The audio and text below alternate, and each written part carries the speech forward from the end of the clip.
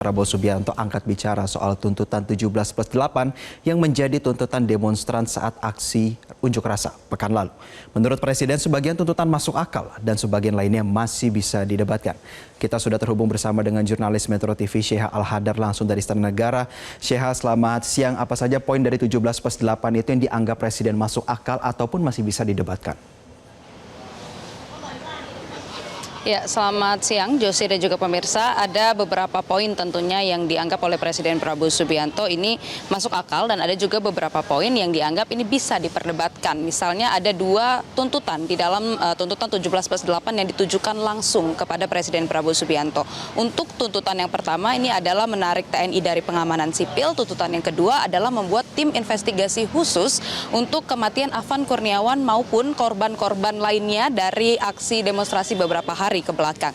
Nah, Presiden Prabowo Subianto ini mengatakan bahwa tuntutan yang nomor 2 untuk membentuk tim investigasi khusus ini masuk akal dan bisa dilakukan dan nanti akan bisa dilihat bagaimana perkembangannya. Kemudian namun untuk tuntutan yang nomor 1 yang menarik TNI dari pengamanan sipil ini bisa diperdebatkan karena Presiden Prabowo mengatakan bahwa salah satu tugas ataupun fungsi dari Tentara Nasional Indonesia adalah mengamankan warga dari ancaman manapun. Apalagi kita mengingat beberapa hari ke belakang ini ada aksi kericuhan, kemudian ada beberapa hal yang bahkan masuk ke dalam dugaan terorisme maupun juga makar. Sehingga memang untuk penarikan TNI dari pengamanan sipil ini dianggap bisa diperdebatkan. Namun Presiden Prabowo Subianto juga mengatakan bahwa seluruh aparat harus bertindak proporsional atau sesuai dengan porsinya. Harus mengikuti tugas yang memang sudah berlaku, mengikuti undang-undang yang berlaku dan tentunya berimbang dalam menanggapi setiap kejadian yang terjadi di lapangan.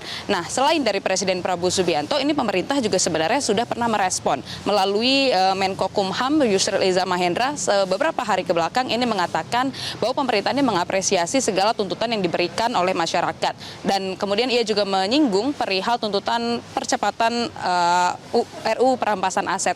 Ini dikatakan oleh Yusril Iza Mahendra bahwa memang Presiden Prabowo Subianto ini sangat mendukung RUU perampasan aset. Kemudian ada juga poin reformasi politik, ya ini bagaimana agar nantinya ke depannya ini untuk anggota-anggota legislatif, kemudian juga eksekutif ini dapat diseleksi sebaik mungkin dan tidak hanya bergantung pada modal maupun juga popularitas. Nah, selain dari Menko Kumham Yusril Iza, ini Menko Ekonomi Erlangga Hartarto juga sudah pernah merespon tuntutan 17+8 khususnya untuk poin yang upah buruh dan juga kemudian pengadaan lapangan kerja. Dikatakan oleh Erlangga Hartarto bahwa sekarang pemerintah ini terus mendorong adanya deregulasi di bidang industri tentunya untuk menciptakan lapangan kerja yang lebih banyak dan lebih baik untuk masyarakat. Nah, dari tuntutan-tuntutan 17+8 tersebut memang bukan hanya ditujukan kepada pemerintah, namun juga ditujukan kepada DPR RI, kemudian TNI maupun juga Polri. Sudah direspon sebenarnya Josie dan juga pemirsa kalau TNI dan Polri ini meskipun belum mengambil tindakan, namun TNI mengatakan bahwa mengapresiasi tuntutan yang diberikan oleh masyarakat dan Polri juga mengatakan bahwa Polri ini tidak anti kritik dan tentunya akan menindaklanjuti tuntutan-tuntutan yang diminta oleh masyarakat. Nah, kemudian kalau DPR ini sudah mengeluarkan tindakan ataupun langkah-langkah yang diambil oleh DPR dan mengumumkan 6 poin yang untuk menjawab tuntutan dari 17+8 ini. Di antaranya ada penghapusan tunjangan bagi DPR RI, salah satunya adalah tunjangan rumah yang nilainya tadinya mencapai 50 juta rupiah. Kemudian juga ada transparansi anggaran yang dilakukan oleh DPR RI di mana saat ini sudah terbuka dengan luas seperti itu ya Jose untuk anggaran-anggaran ataupun juga gaji yang diterima oleh anggota DPR RI. Selain itu juga ada moratorium perjalanan luar negeri hingga waktu yang belum ditentukan. Nah, ini merupakan respon-respon baik dari pemerintah, kemudian DPR RI hingga TNI Polri terhadap tuntutan 17+8. Nah, kita mengetahui bersama tuntutan 17+8 ini memang terbagi menjadi 2 di mana ada 17 tuntutan yang harus diselesaikan segera dan ada 8 tuntutan yang jangka panjang atau harus diselesaikan dalam jangka waktu 1 tahun tepatnya pada akhir Agustus tahun 2026.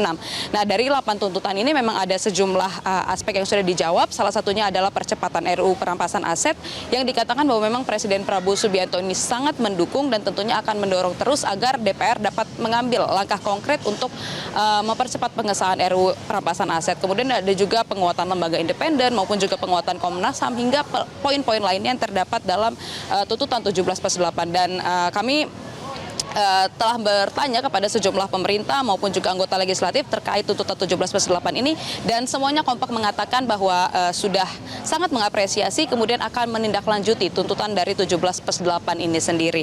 Nah, tentunya kita akan menunggu, karena kalau hari ini Jose dan juga pemirsa, Presiden Prabowo ini sudah berada di Istana Kepresidenan, sudah melaksanakan rapat dengan Menteri Sekretaris Negara Prasetyo Hadi yang kemarin ini sudah bertemu dengan mahasiswa dari berbagai universitas di Indonesia untuk berdiskusi, berdialog tentang tuntutan-tuntutan dari masyarakat kepada pemerintah, dan kita akan menantikan nanti apakah akan ada respon yang lebih konkret, apakah akan ada langkah-langkah yang diambil oleh pemerintah dalam merespon tuntutan dari masyarakat. Nah, berbicara tentang agenda Presiden, selain tadi mengadakan rapat dengan Menteri Sekretaris Negara, Presiden Prabowo Subianto juga menghadiri KTT BRICS yang dilangsungkan secara virtual hari ini, di mana ada 8 kepala negara yang nanti akan mengadakan rapat secara daring ataupun virtual, dan ini dihadiri oleh 8 negara yang termasuk dalam BRICS, dan ini akan membahas tentang perkembangan dari tarif Trump, kemudian juga tentang tatanan dunia multipolar. Sementara itu, Jose, kita akan update lagi kalau ada perkembangan selanjutnya. Kembali ke Anda di studio.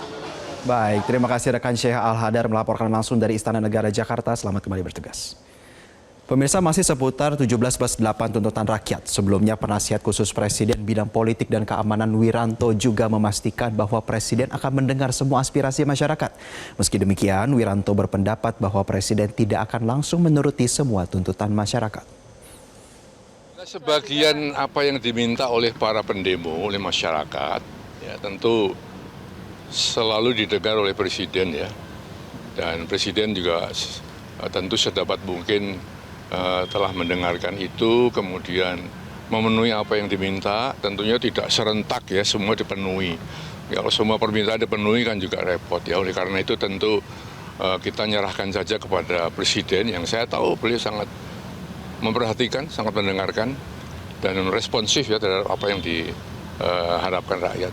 Jelajahi cara baru mendapatkan informasi. Download Metro TV Extend sekarang.